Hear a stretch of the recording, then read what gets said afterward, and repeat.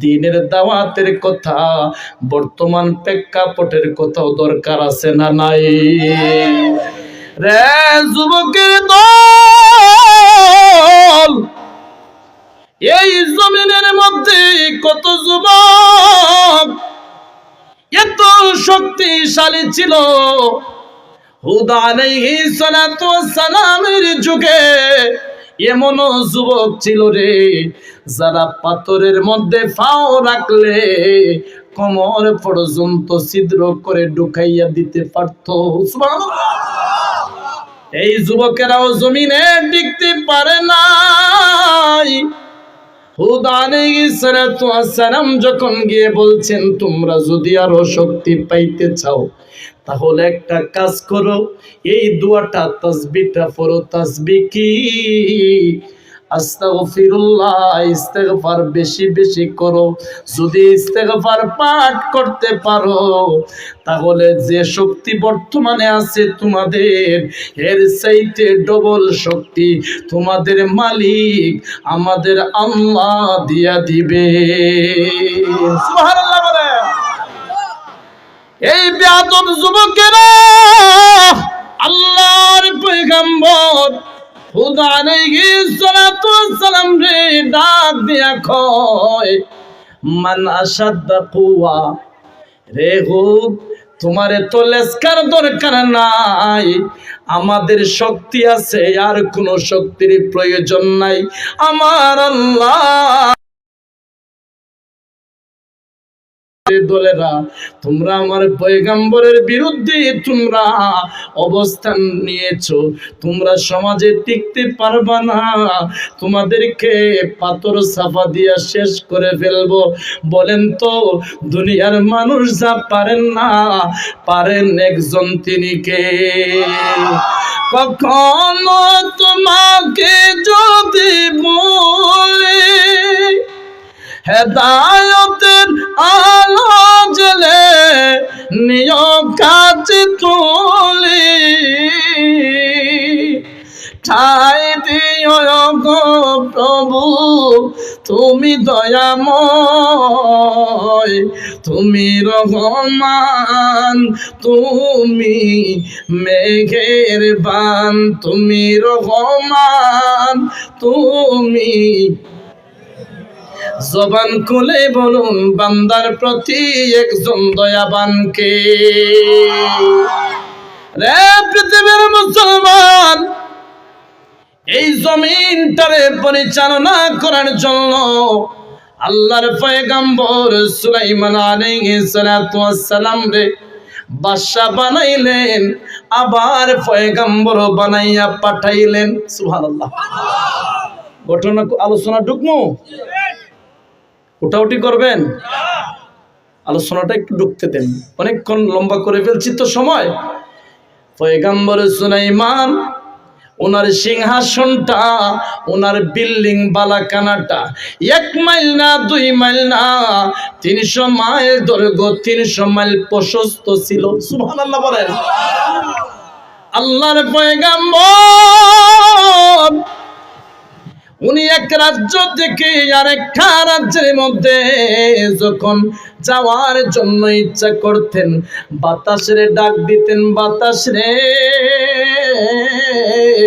আমার এই রাজ্য থেকে আরো একটা রাজ্যের মধ্যে তুমি পৌঁছাইয়া দাও।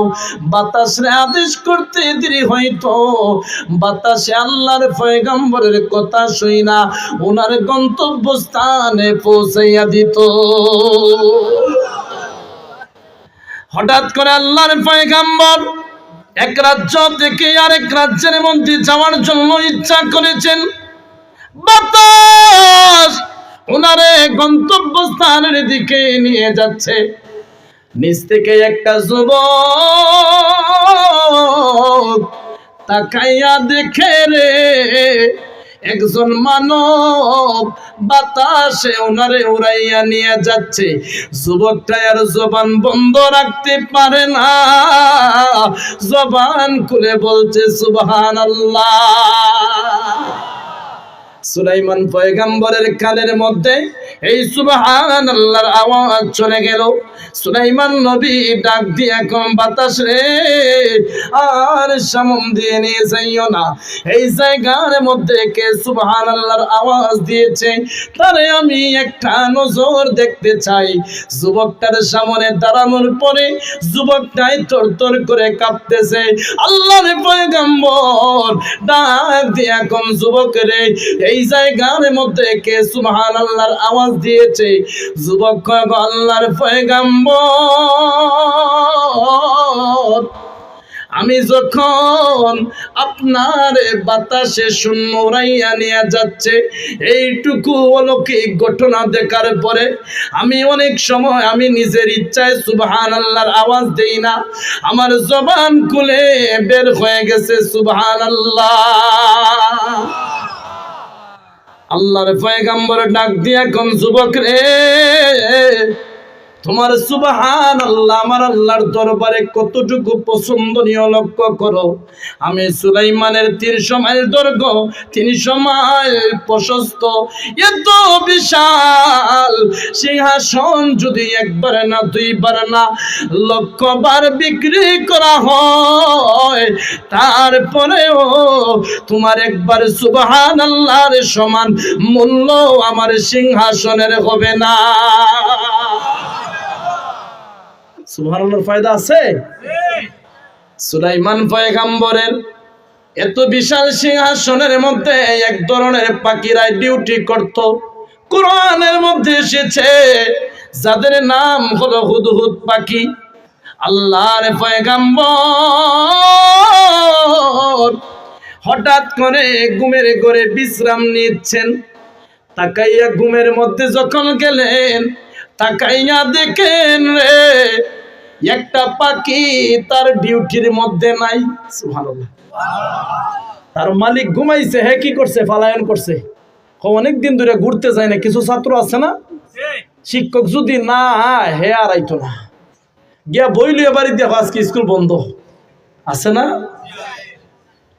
পাখি সঙ্গে সঙ্গে আল্লাহর পয়গম্বর যখন বিশ্রাম নিচ্ছেন, ঘুমিয়ে আছেন, আমি আমার মনের সুখে একটু ঘুরতে চাই। ওই পাখি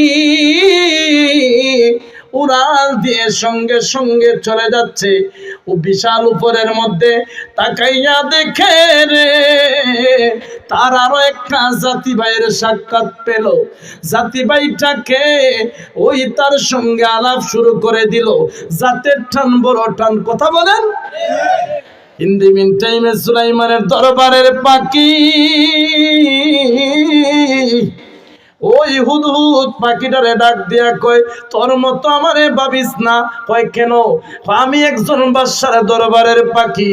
শুধু বাদশা নয়, আমার বাদশা হলো একজন আল্লাহর পয়গম্বর। আমার বাদশার দরবারে ডান দিকে অসংখ্য জাবর কিতাবের আলেম বসে, বাম দিকে অসংখ্য জিন জাতি বসে। আমার বাদশা যদি এক রাজ্য থেকে আরেক রাজ্যে যাইতে চায়, বাতাস রে বলে বাতাসে শূন্য উড়াইয়া উনার গন্তব্যস্থানে পৌঁছিয়ে দেয়। রাস্তা দিয়ে হাঁটতে গেলে যদি কোনো পিপিলিকা যায়, সেই পিপিলিকা হুজুর বুঝার মতো ক্ষমতা দিয়েছেন কে? আরো জোরে বলেন কে? তোর মতো আমার নাটা পাখি ভাবিস না। দেখছেন গরম কেমন দিছে? কিছু মানুষ আছে না এরকম, আসেনি? অল্প দিনে যদি বড় লোক হয়, এর আগের গরিব বন্ধুরে চিনে হই না, এখন এরকম আসেনি? ও আল্লাহ এদেরকে বোঝার তৌফিক দেখবো না, আমিন। সবাই আবার এরকম করে না। এখন মজার বিষয় হচ্ছে, আল্লাহর পয়গম্বর ঘুম থেকে উইঠা দেখেন এই জায়গার পাখি তার ডিউটির মধ্যে নাই। পয়গম্বর কোন রে? অন্য অন্য পাখিরা, এই জায়গার পাখিটা কোথায় গেল? তারে কে ছুটি দিয়েছে? আমকানা মিনাল গায়বিন, সে গায়েব হয়ে গেছে নাকি, অদৃশ্য হয়ে গেছে নাকি? তার তো সাহস কম হয় না, সে আসুক, কারে জিজ্ঞাসা কইরা পালায়ন করছে এটা আমার কাছে জবাব দিতে হবে। তারে আমার নিজের হাত দিয়া আমি তারে জবাই করে ফেলবো। আল্লাহু আকবার। বের হও। ফাকিরা উড়াল দিয়া গিয়ে দেখে তার কোনো কুছ পাত্তা নাই, সে তার মনের সুখে ঘুরতেছে। ওই ফাকিরে যখন বলল আমি হলাম বাদশার দরবারের পাখি, শুধু বাদশা নয়, আমার বাদশা হলো একজন আল্লাহর পয়গাম্বর, উনি হচ্ছেন বিশাল ক্ষমতাশালী সম্মানী মানুষ। সুবহানাল্লাহ বলেন। আরেকটা ফাঁকি কয়, বন্ধুরে তোমার নিজের সুনাম নিজেই ঢুল পিটাইয়া যাচ্ছ, শোনো তোমার সেইতে আমিও কিন্তু কম না। সুবহানাল্লাহ। তুই কি? সুবহানাল্লাহ। আমিও হলাম একজন বাদশার দরবারের পাখি, তবে একটাই মাত্র পার্থক্য, তোর বাদশা হলো একজন পুরুষ আর আমার বাদশা হলো একজন মহিলা। আমার বাদশা কিন্তু সাধারণ বাদশাও নয়, আমার বাদশার দরবার ওয়ালাহা আরশুন আযীম, বিশাল সিংহাসন। আমার বাদশা রানীর কথায় মানুষ উঠে এবং বসে। আমার রানী কিন্তু সাধারণ রানী নয়, তোমার বাদশা হলো পুরুষ মানুষ আর আমার বাদশা হলো একজন মহিলা, যার নাম হলো রানী বিলকিস, যার সিংহাসনটা হলো সাবা শহরের মধ্যে। উচ্চ আওয়াজে বলুন না আল্লাহু আকবার।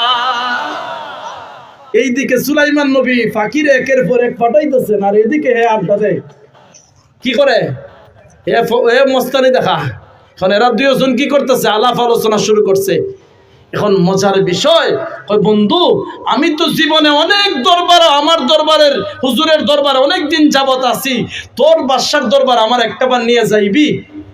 আচ্ছা যাইতে পারবে, কিন্তু অত বেশি মারতে পারতে না। সুবহানাল্লাহ বলেন। সামনে বাড়াইমু।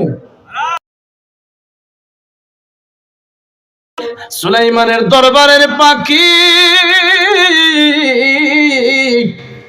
রানী বিলকিসের দরবারের মধ্যে গেল। ওই রানীর দরবারের পাখির সঙ্গে চলে গেল রে।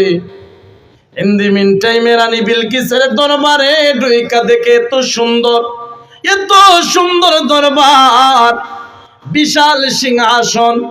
রানীর দরবারের এক একটা লোক বর্তমান সময়ে 1000 মানুষের সঙ্গে রানী বিলকিসের দরবারের একটা লোক যুদ্ধ করার মতন ক্ষমতা ছিল একটা সৈনিকে। রানীর দরবারের এক একটা সৈনিক বর্তমান সময়ের 1000 মানুষের সঙ্গে যুদ্ধ করার মতো ক্ষমতা ছিল। সুবহানাল্লাহ।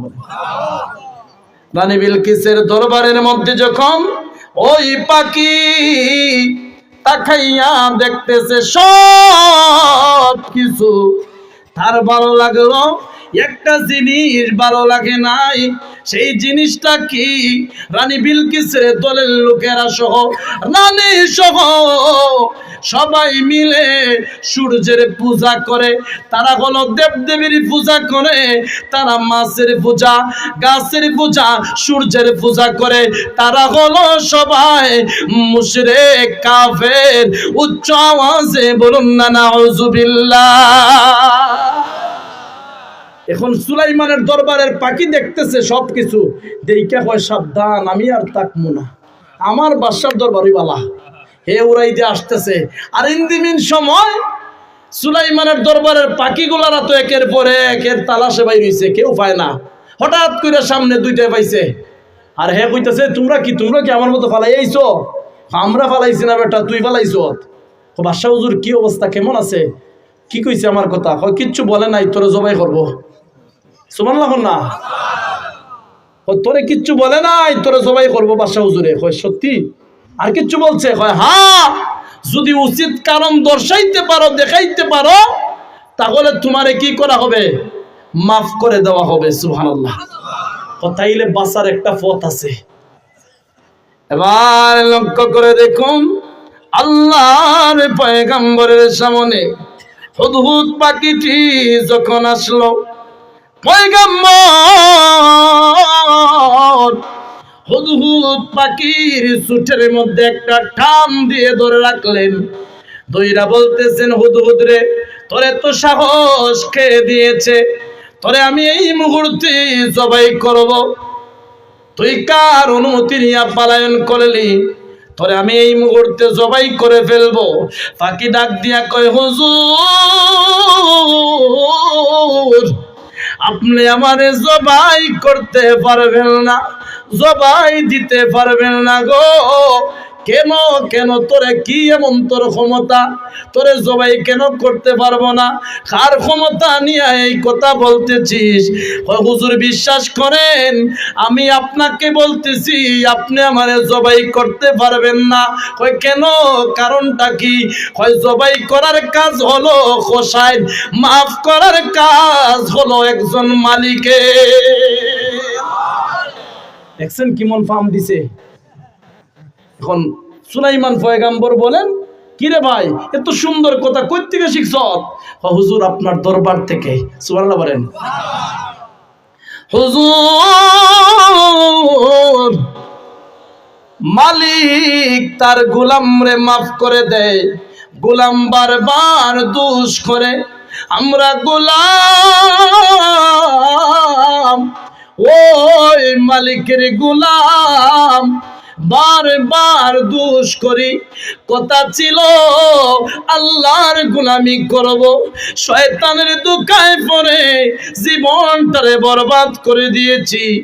মৃত্যুর সময়, এত কঠিন সময় রে, আল্লাহর নবীর সাহাবীরা ডাক দিয়া কয়, ওগো নবীজি, একজন গুনাহগারের জানটা কিভাবে কবজ করব? আল্লাহর নবী বলেন, আজরাইল মালাকুল মাউত আসমান আর জমিনের ন্যায় ভয়ঙ্কর রূপ ধারণ করবে। ওই মালাকুল মাউতের বিশাল ভয়ঙ্কর চেহারা দেখার পরে একটা না, দুইটা না, 360টা রোগ একজন গুনাহগারের ঠাস ঠাস করে ছিঁড়ে যাবে। ভিতরের মধ্যে গড় গড় গড় গড় শব্দ বের হতে থাকবে, ভিতরটা শুকিয়ে যাবে, জিহ্বাটা বের হয়ে যাবে। রে পৃথিবীর মুসলমান, আমরা উপায় নাই, মৃত্যুর ঘাটে যদি আটকা পড়ে যাই, কবরের ঘাটে যদি আটকা পড়ে যাই, উপায় নাই রে, উপায় নাই। যে ব্যক্তি কবরে আটকা পড়ে যাবে, কবরেও কান্না, হাসরেও কান্না, মিজানেও কান্না, ফুলসিরাতেও কান্না, তার কোনো বাঁচার উপায় নাই। দুনিয়ার এতিম বড় এতিম না রে, কারণ দুনিয়ার এতিমের ভাই আছে, বন্ধু আছে, চাচা আছে, বান্ধব আছে, অনেকেই তাদের খাবারের ব্যবস্থা করে দেয়। কিন্তু কবরওয়ালারা এমন এতিম, যেই কোনো মানুষ কবরের পাশ দিয়ে যায়, জাহান্নামী একটা ব্যক্তিরে জাহান্নামের আগুন থেকে বাঁচানোর মতো কোনো ক্ষমতা আছে? এবার লক্ষ্য করে দেখুন, কষ্ট হচ্ছে আপনাদের?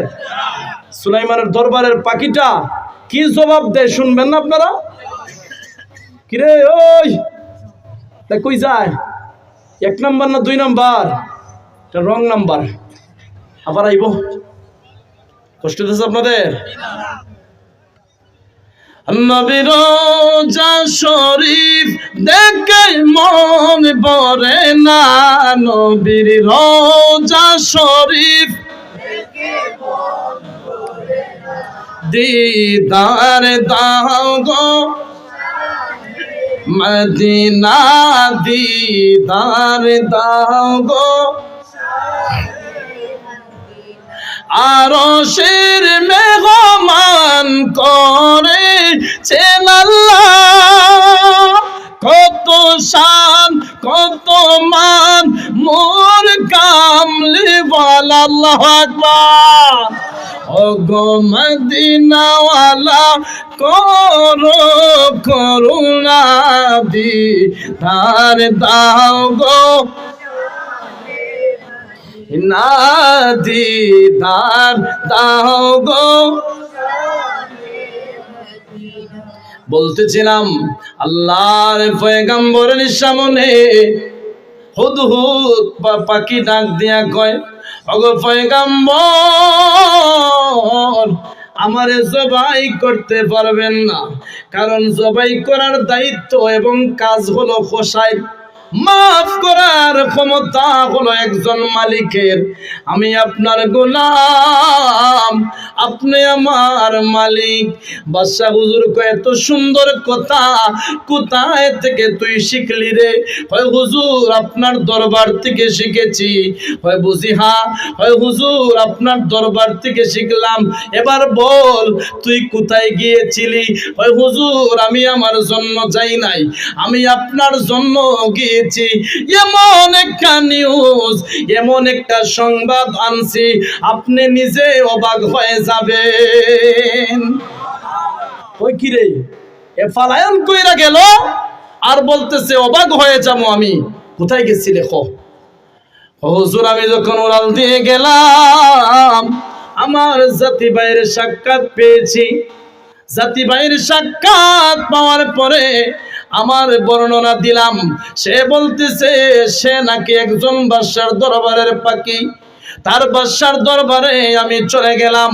ওই বাদশার দরবারে গিয়ে ঢোকার পরে তাকাইয়া দেখি সব কিছু এত সুন্দর, সব কিছু ভালো লাগলো, তবে একটা জিনিস ভালো লাগে নাই। ওরা সবাই দেবদেবীর পূজা করে, ওরা সবাই মূর্তির পূজা করে, ওরা সবাই সূর্যের পূজা করে। হুজুর ওরা হলো কাফের এবং মুশরিক। চিল্লায়ে কন্না নাউযুবিল্লাহ। এখন বলতেছেন কি এমন আশ্চর্য বানিয়ে বলতেছিস?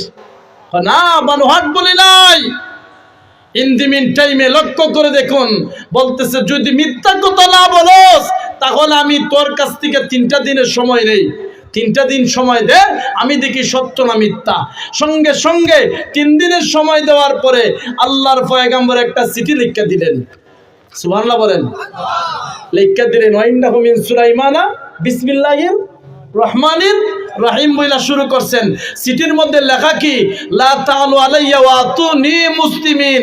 হে রানী বিলকিস, যদি সত্য সত্য তুমি পূজা করতে থাকো, সূর্যের পূজা করো, মানুষের পূজা করো, দেবদেবীর পূজা করো, তাহলে এগুলা বাদ দিয়া আমি সুলাইমানের কাছে সিলিন্ডার হইয়া আল্লাহর দিন মানতে হবে, সূর্যের পূজা ছেড়ে দিতে হবে যদি জানে বাঁচতে চাও।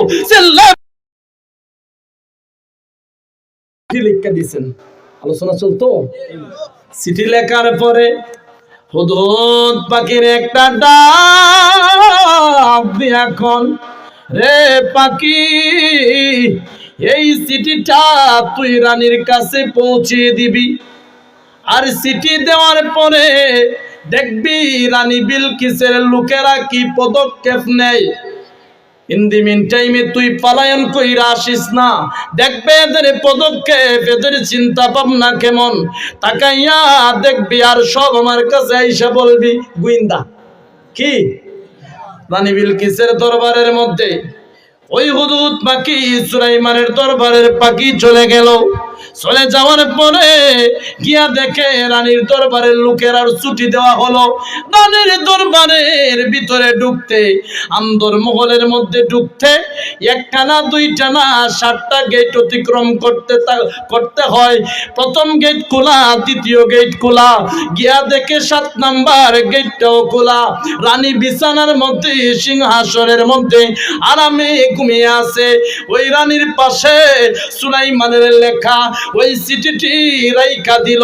রানী যখন ঘুম থেকে উইঠা দেখে এমন একটা চিঠি লেখা আর আংটির একটা সিল দেওয়া। এই চিঠির মধ্যে লেখা দাউদ নবীর 19তম সন্তান, যার নাম হলো সুলাইমান, উনি নাকি বাদশা আবার নবী। উনি আমাকে আদেশ করছে, হুমকি দিয়েছে, এক রাজ্য থেকে আরেক রাজ্যের মধ্যে আমি নাকি আমার বাবার ধর্ম, বাপ দাদার ধর্ম বাদ দিয়া এক ধর্মের কথা মানতে হবে। ওই ধর্মের মালিক নাকি আল্লাহ, ওই মালিকের কথা নাকি আমি মানতে হবে। রে দরবারের লোকেরা, কে কোথায় আছো রে? এই চিঠিটা আমার আন্দর মহলের ভিতরে কে আনলো? তোমরা কে কোথায় আছো? এই জায়গার মধ্যে চলে আসো। ডাক দিছে। দরবারের লোকেরা সব ঘুম থেকে উঠা বলতেছে, কি রে, কে হইছে? কয়, হুজুর বিশ্বাস করেন এই চিঠি আমরা দেই নাই। এদিকে তাকান, এই চিঠি কি আমরা দেই নাই? কে আনছে চিঠিটা? এই চিঠির মধ্যে কি হুমকি দিছে এক রাজ্যের বাদশা হই আরেক রাজ্যের বাদশা রে। সুবহানাল্লাহ বলেন, জোরে বলেন আল্লাহু আকবার, নারে তাকবীর। শয়তান তো কিছু লারে না, আমরা না লড়াইতেছে না, অন্যরা দিকে লড়াইতেছে, বুঝছেন না? কারণ কোরআনের কথা যেখানে হয় এখানে শয়তান থাকে না, শয়তান পলায়ন করে। আর পাশে যদি কেউরে টানাটানি করে, বুঝুন তুই আরেকটার খান্দ উঠে উইটা উইটারে মাইল লাগাই দেয়। কথা কই না? সবাই একসাথে বলেন, আউযু বিল্লাহি মিনাশ শাইতানির রাজিম,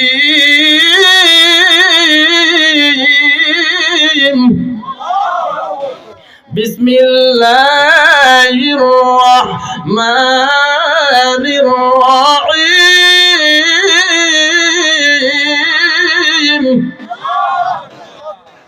ইবলিস গারো উঠে গিয়া, বুঝছেন না?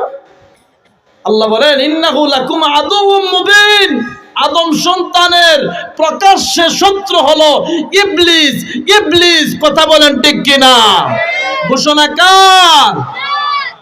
এখন চিঠি লিখে দিছে কি, রে রানী বিলকিস, তোমার যদি বাঁচার ইচ্ছা থাকে তাহলে তুমি অবশ্যই এই চিঠি পাওয়ার পরে আমার দরবারে তুমি লোকের সব লোকের নিয়া আমার দরবারে সিলিন্ডার হইবা।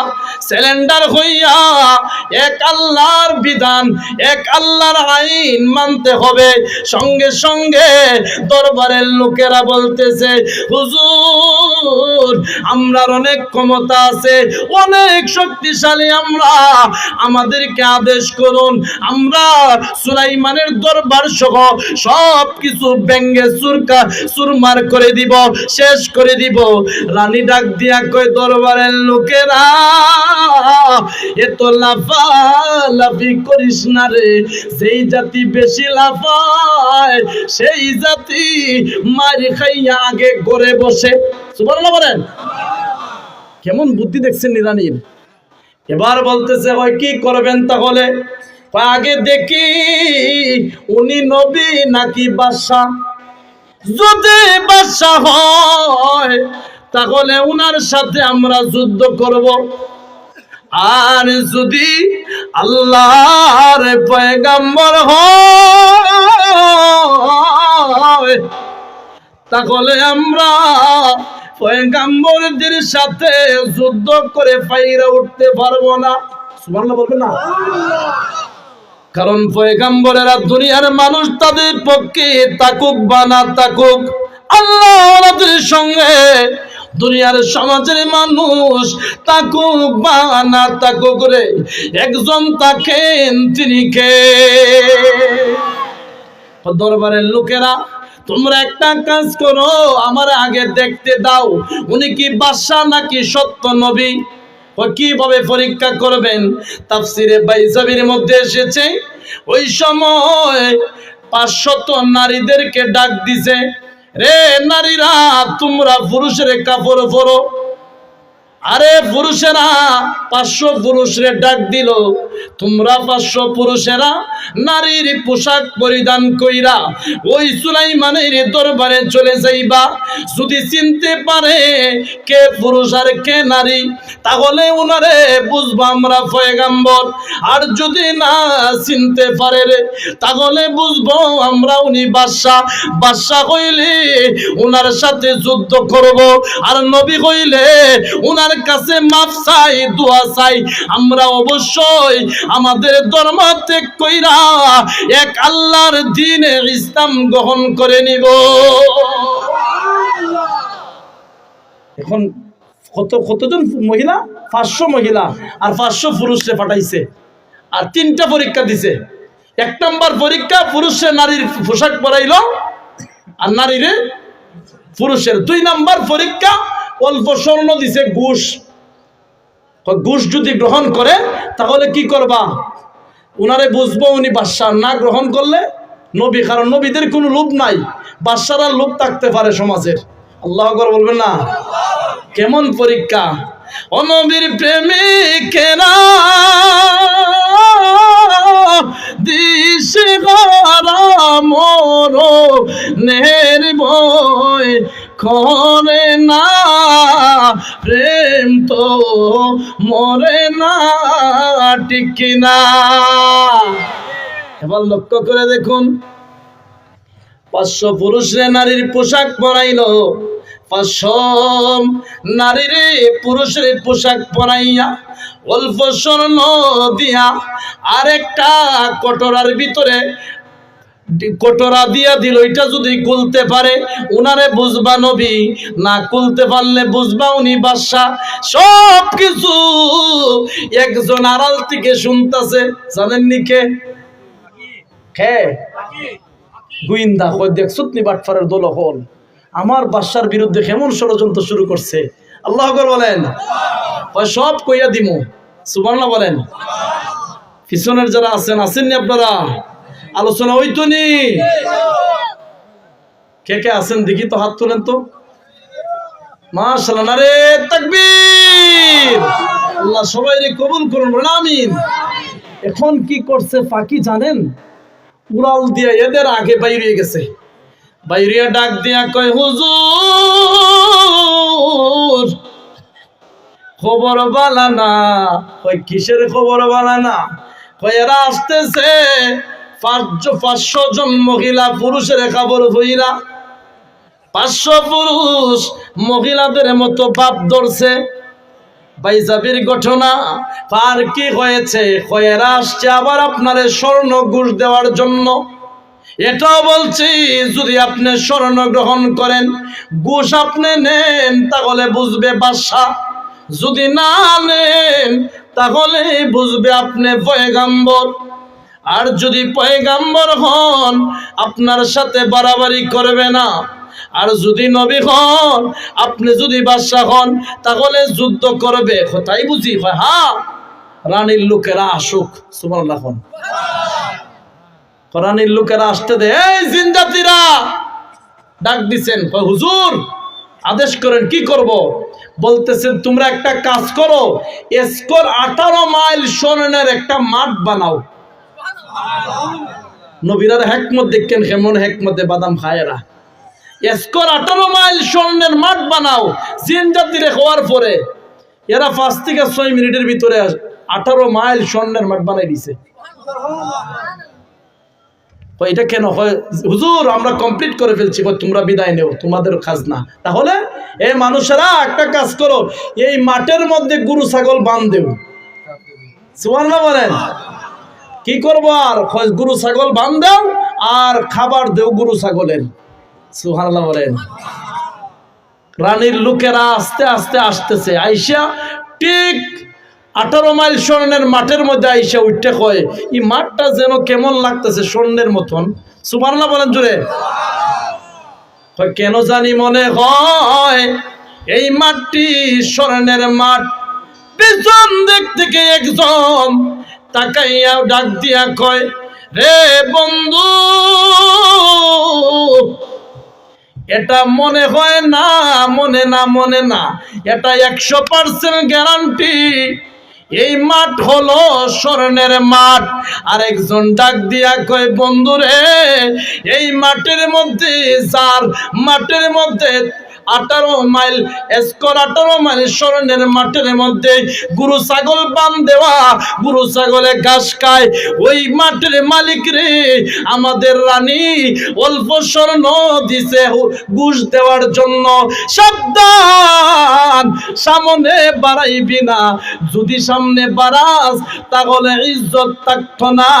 উচ্চ আওয়াজে বলুন না আল্লাহু আকবার। ধরা খাইছিনি? আমাদের রানী যে বলছিল আমরা কি করতাম না, বাড়াবাড়ি করতাম না, যদি বাড়াবাড়ি করতাম উপায় নাই। বাদশাহ হুজুরের দরবারে রানী বিলকিসের লোকেরা আইসা ঢুকলো। হুজুর ডাক দিয়া এখন, রে রানীর লোকেরা, তোমরা যারা 500 পুরুষ নারীর পোশাক পরছো, তোমরা পুরুষের জায়গায় চলে যাও। 500 নারী যারা পুরুষের পোশাক পরিধান করছো, তোমরা তোমাদের মহিলাদের স্থানে চলে যাও। জোরে বলেন। কয় খাফরে সুফরে বিজ্জত, কিসের বিজ্জত? এখন আর এই বলো, তোমরা যে রানীর পক্ষ থেকে কি কি ষড়যন্ত্র নিয়ে আসছো, সুলাইমান তো সবই উন্নে লাইছেন, ফাঁককে সব কইয়া দিছে। সুবহানাল্লাহ বলেন। আলোচনা হইতো নি? রানী লাস্টে কেমনে আয় দেখতে শুনবেন আপনারা? কে কে শুনতেন দেখি তো? মাশাআল্লাহ, হাত নামান। কে কে ঘুমাই রইছেন দেখি তো? ঘুমাইছেন না? সবাই সজাগ। মুরব্বী বাবারা কষ্ট দিতেছে আপনাদের? যুবক ভাই এখন কষ্ট দিতেছে? একদল তো আছে সিন্নি বাঠে না, এখানে এরা গেছে কেনা। তার মানে বোঝা যায় খাঁটি সৈনিক যারা, কোরআন প্রেমিক যারা আরো রয়েছে না। নারে তাকবীর। আলোচনা হইতো না? এবার সুলাইমান ওই রানীর লোকদেরকে ডাক দিয়া এখন, তোমরা আর কি ষড়যন্ত্র নিয়ে আসছো আমার সামনে আনো। হাতের মধ্যে কি? ওই হুজুর বাইর করা যাবে না স্বর্ণ। সুবহানাল্লাহ কোন বাইর কর। ও হুজুর, আপনার বাড়ির মাঠের মধ্যে স্বর্ণের মাঠে গরু ছাগলে ঘাস খায়, আর আপনারে আমরার মালিকে অল্প স্বর্ণ দিয়ে আসছে, আপনাকে স্বর্ণ দেওয়ার জন্য ঘুষ আমরা বাইর করতাম না। সুবহানাল্লাহ কোন। রাসূল তো দাঁড়ায় সালাম জানায় আসেন, ইয়া নবী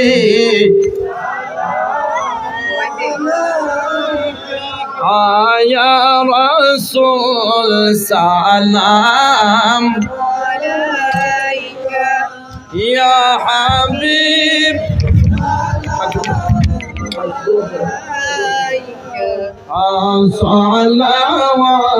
সালাওয়াতুল্লাহ আলাইকা সাইয়্যিদি ইয়া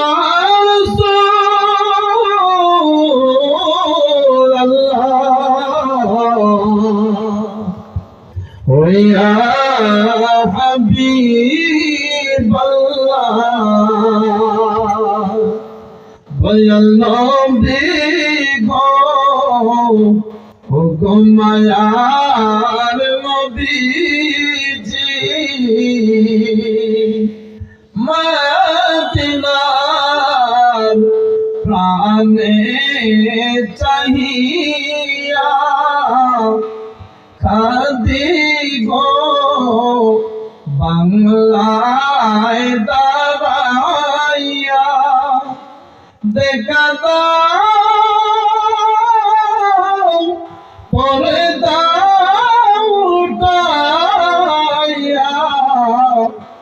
দেখিব আমরা নয়ন ভরিয়া। ইয়া নবী সালাম আলাইকা, ইয়া রাসূল সালাম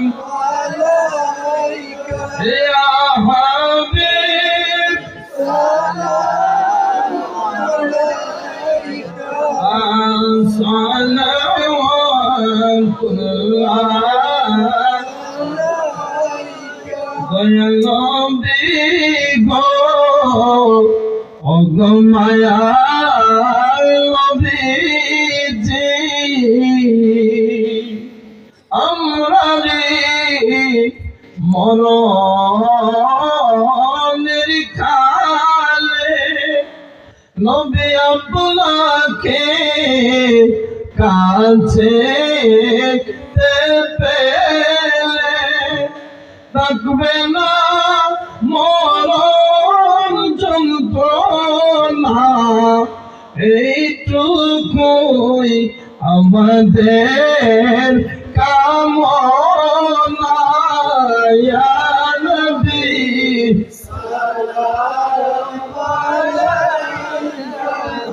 ইয়া রাসূল ইয়া হাবিব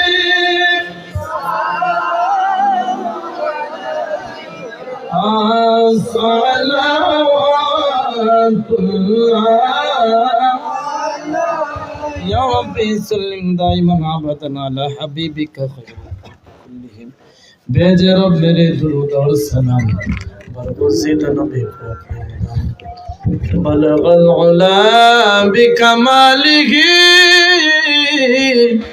كسب الدجى بجماله حسنت جميع خصاله صلوا عليه وعليه استغفر الله ভালো আছেন আপনারা সবাই কষ্ট হইতেছে না আলোচনা শুনতেন এটা রানী বিলকিস কিভাবে আইছে শুনতেন আপনারা আরো আছেন কি আজান বলে শুনতো এখন দিয়ে আর একটা তুলে দিছে আজান শুনতেন পুরে আল্লাহ রে 2 ঘন্টা আলোচনা করে আজান দাও আপনি শুনতেন আইছে রে সবাই শুনতেন আজান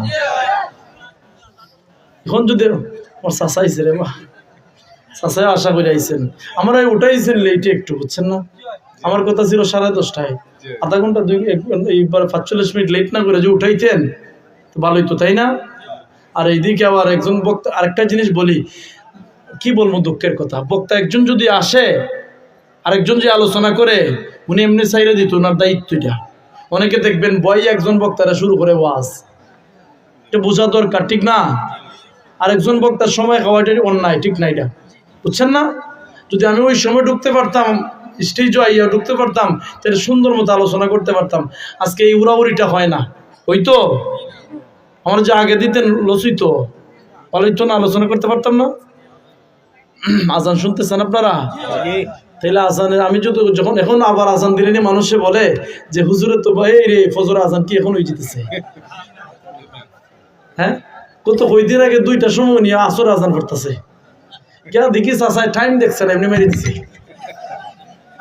বুঝছেন না চাষা মানে একটু অনেক সময় খেলতা খেলা তো বয়স্ক মানুষ মসজিদ নাই গিয়া শুরু করে দিছে আসান আমি কই কিরে আসর আজান পড়তেছে কেন মনে হয়ে গেছে জামারটা পরে যেমন এখানে সাইয়ের দিকে 2:10 বাজে চাষায় বুঝছেন না একটু কি বাড়াই দেন আওয়াজ বাড়াই দেন একটু মাশাল্লাহ ভাই সুন্দর হয়েছে সাউন্ড লাস্টে আমার একটু হেল্প হয়েছে আজান শুনবেন না জোরে একসাথে বলেন আল্লাহু আকবার একসাথে জোরে বুঝা যাইতে এটিএম বোমার মতন কাফেররার অন্তরে যেন ভয় সৃষ্টি হয় জোরে বলেন আল্লাহু আকবার আল্লাহু আকবার আল্লাহু আকবার আওয়াজ শুনলাম আমি গেছি আল্লাহু আকবার আল্লাহু আকবার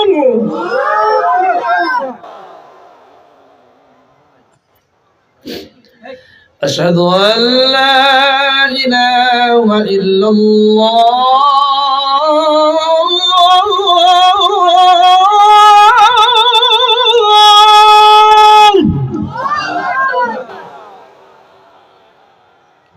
أشهد أن لا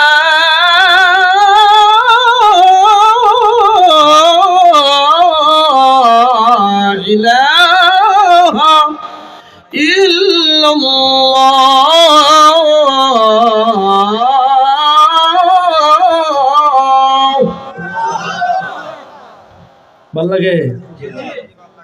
2 ঘন্টা ওয়াজ করে এখন খুব ভালো লাগতেছে। আশহাদু আন্না মুহাম্মাদার রাসূলুল্লাহ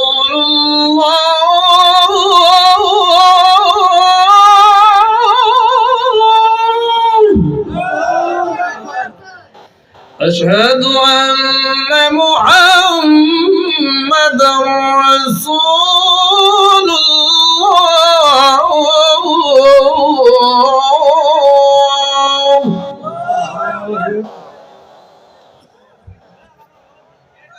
এবার জোরে একসাথে বলবেন আল্লাহু আকবার।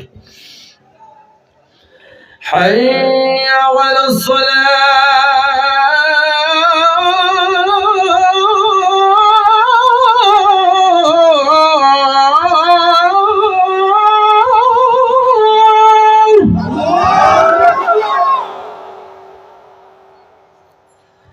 হাইয়া আলাস সালাহ,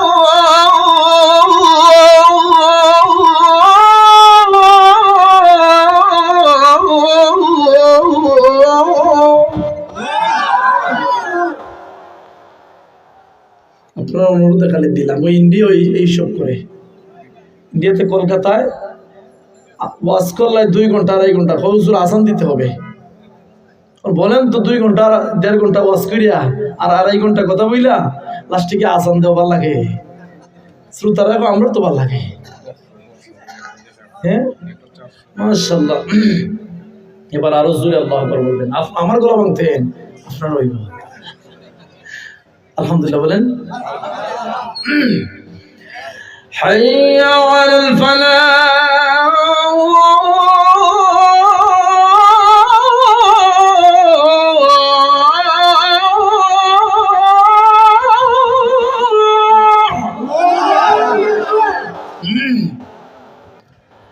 حي على الفلاح،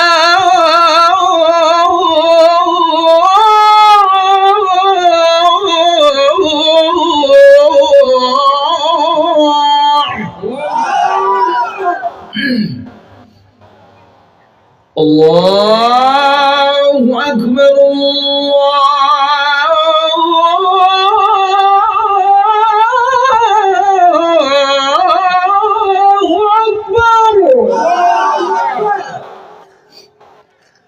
لا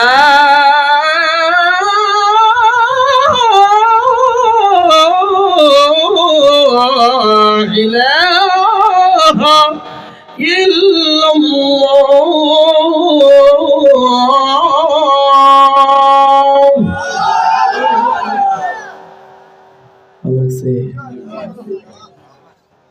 আজান শুনলাম হাদিয়া নাই, অত মোহাম্মত হুজুর যদি জিজ্ঞেস করা হয় কলা খাইতেন নি, হয় ইনশাআল্লাহ হাদিয়া লাগবে, হয় নাউজুবিল্লাহ। আল্লাহ কবুল করুক, সবাই বলেন আমিন। আলোচনা কোথায় ছিলাম? রানী বিলকিসের ঘটনা না?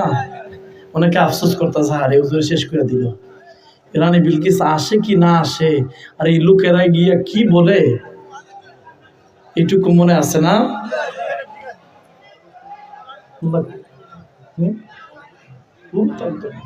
আল্লাহ সবাই কবুল করুক, বলেন আমিন। আমার কথায় কষ্ট পাইছেন আপনারা? দোয়া করে দিয়ে আল্লাহুম্মা আমিন। দেখেন তো দোয়ার মধ্যে বল, ইয়া আল্লাহ এইটা নিয়ে কথা মুরব্বি সাহেব কিছু বলতে জালা জুরায়না জালা জুরায়না রে, নবীর প্রেমের আগুন যারা নবীরে দেখতে পারে নাই, নবী নবী করে না। আল্লাহ সবাই রে মদিনা যাওয়ার তৌফিক দেব, আমিন। আমারে মদিনায় নেবাইনি দয়াল নবী গো, আমরা রে মদিনায় নেবাই, আমরা রে মদিনায় নেবাইনি। আল্লাহ সবাই রে মদিনার মেহমান বানাও। মনে বড় আশা ছিল যাব মদিনায়, মনে বড় সবাই যাব সালাম আমরা করব গিয়ে সালাম নবীর রোজায়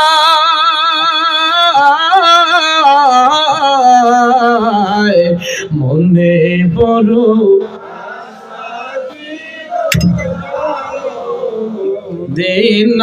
দিনায় মনে বড়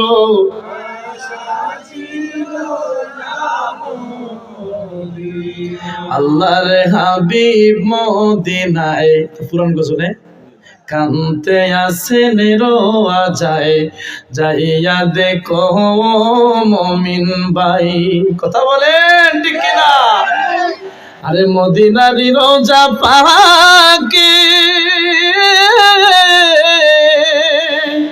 কত আশেক সালাম জানা ও আমরা কাঁদি বাংলাদেশে আমরা কাঁদি বাংলাদেশে যাব সোনার মদিনায় যাইয়া দেখো মমিন ভাই আল্লাহর দুস্ত মদিনায় কানতে আসেন রোয়া যায় যাইয়া দেখো চলে যাইয়া দেখো ও মমিন ভাই যাইয়া দেখো মমিন আরে কোরআনে সই নাসিয়ামি গুনাহগারের বন্ধু তুমি ও আল্লাহু আকবার আরে কোরআনে সই নাসিয়ামি গুনাহগারের বন্ধু তুমি ও ওদম জেনে মাস উমের হে ওদম জেনে আশিকের কই রনা নৈরাশা তুমি বিনে নাই বড় শাহ আল্লাহর হাবিব মদিনায় কানতে আসেন রোয়া যায় যাইয়া দেখো মমিন আয় যাইয়া দেখো ভাল লাগে কতটা নাতে রাসূল গাইলাম আরুন তাই আলোচনা শুনতে নই বলছেন না এর কোনো কথা সিন্নে খাওয়া যায় না কেন আপনারা আমি তো যাইতেই অনেক দূর বুঝছেন না এখন আসানও দিলাম আপনারা বলাতে গোসলও গাইলাম আরো শুরু করতাম আলোচনা আরো শুনতেন একজন নবী আসিল গো সোনার মদিনায় মারহাবা বলে আরে যার প্রেমেতে আশিক হলেন আরে যার প্রেমেতে দরুদ পড়েন মালিক রাব্বানা একজন নবী ছিলেন গো সোনার মদিনা মারহাবা যাহার আগো মনের তোরে খাবা চোখে সেজে করে তিনি আমার নূরের নবী শাহে মদিনা বলেন তিনি আমার নূরের নবী শাহে মদিনা একজন নবী আসিলেন গো সোনার না বলেন একজন নবী ছিল গো না একজন রাসূল ছিলেন গো একজন নবী ছিল গো সোনার মদিনা আল্লাহ সবাই কবুল করুন আমিন দোয়া করি নাই কি ওজোর আল্লাহ কি করতাম দোয়া করি নাই পরে কোন আলোচনা আরেকদিন করবো না আলোচনা যুবক ভাই আপনারা কিন্তু শুনতেন নেই আল্লাহ ওই সমাপ্ত দিলাই জাম কইছে আরে ও ফারুক ভাই এখন কয় না বাক্কা লেডি যাবে আধা ঘন্টা 1 ঘন্টা আলোচনা আরো আমরা আসি আপনার সাথে করব না ইনশাআল্লাহ আলোচনা দোয়া করে একটু, আমি অনেক দূর যাইতে বাবা, আপনারা মহব্বত করেন আলহামদুলিল্লাহ। আপনি বিশ্বাস করেন আলোচনা আপনারা শুনেন না, আপনারা মহব্বতে এতগুলা গজল গাইছি, আমি এতগুলা গজল বলি না আলোচনা। আর দ্বিতীয় কথা কি জানেন, আমি আজানও দেই খুব কি করিয়া, কিন্তু আজকে গলা ভাঙ্গা সহ অসুস্থ নিয়ে আজান দিছি আপনারা অনুরোধে। মানে এত লম্বা আলোচনা শেষ করার মতো না, রাইতো বাঁচতেছে, একটা হয়ে যাচ্ছে। দোয়া করুন, আল্লাহুম্মা আমিন। রব্বানা ইয়া রব্বানা ইয়া রব্বানা মাফ কইরা দাও জীবনের সব গুনাহ, মাফ কইরা দাও জীবনের সব গুনাহ। মনে বড় আশা নিয়া আল্লাহ আসিয়াছি সাই, নৈরাশা না হইয়া যেন ফিরে নাহি যাই। তুমি যদি মাফ না করো আল্লাহ বান্দারে, বলো বান্দা যাবে আর কার কাছে। মাবুদ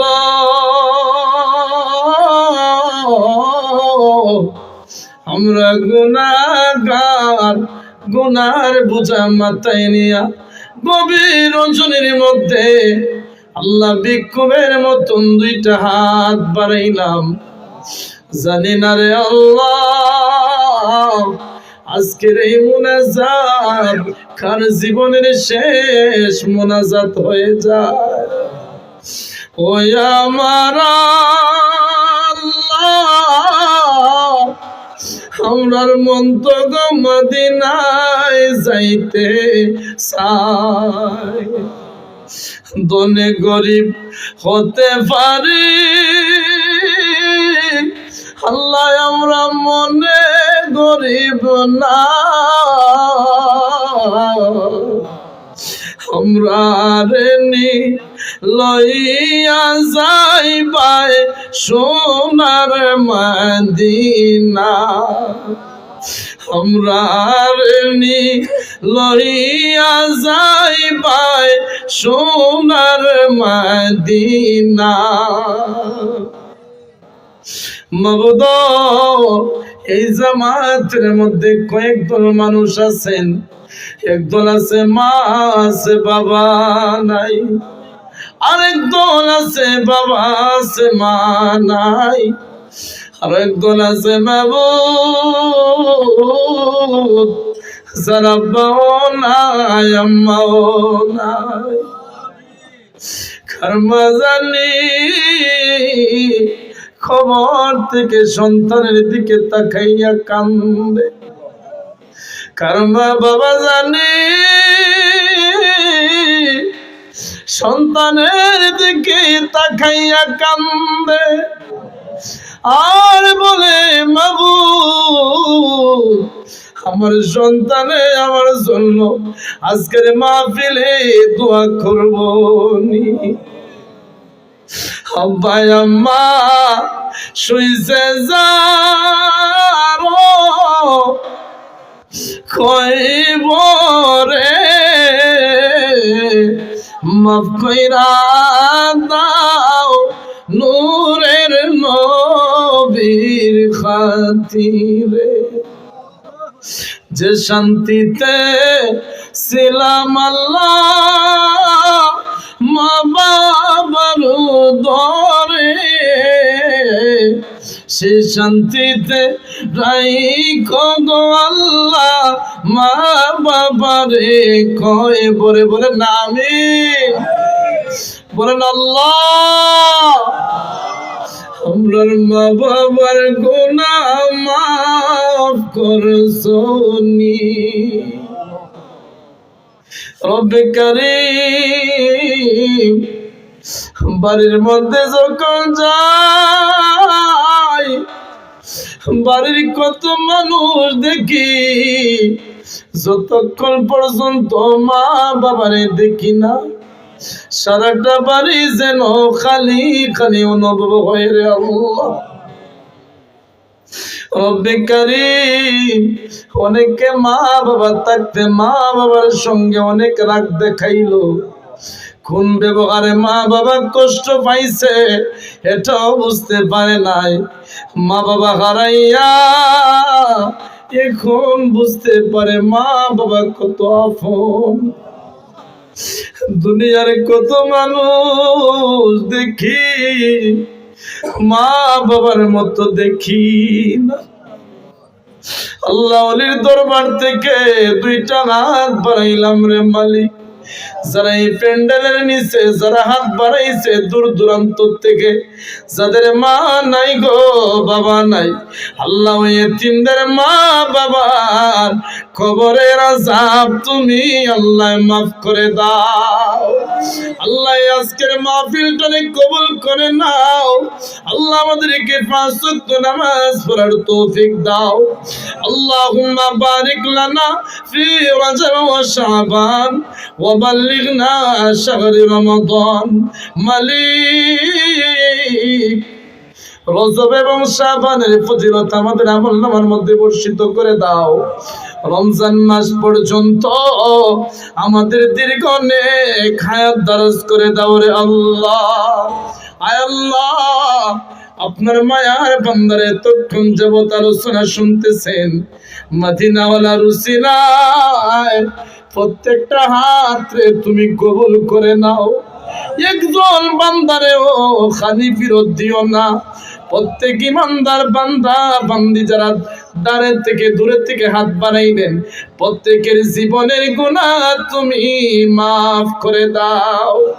আমিন। লা ইলাহা ইল্লাল্লাহু মুহাম্মাদুর রাসূলুল্লাহ। আসসালামু আলাইকুম ওয়া রাহমাতুল্লাহ। দোয়া চাই সবার কাছে, ইনশাআল্লাহ দোয়া করবেন ইনশাআল্লাহ।